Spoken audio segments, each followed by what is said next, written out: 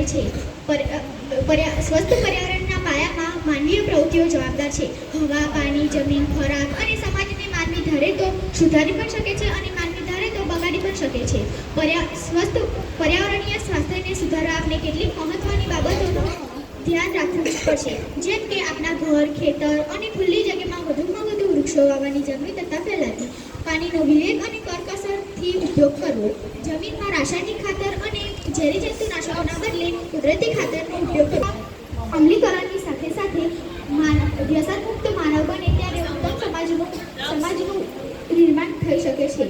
સ્વસ્થ પર્યાવરણના નિર્માણમાં વૃક્ષો સૌથી કે એક ગામમાં ચારે બાજુથી લીલાછમ વૃક્ષોથી ભર્યું છે અને બીજા ગામમાં માત્ર ને માત્ર ઊંચા મકાનો અને એક પણ વૃક્ષ નથી અને એક વેરાન વગડો। હવે કહો, કેવું લાગશે? કયું ગામ સૌથી સુંદર અને સ્વચ્છ લાગશે?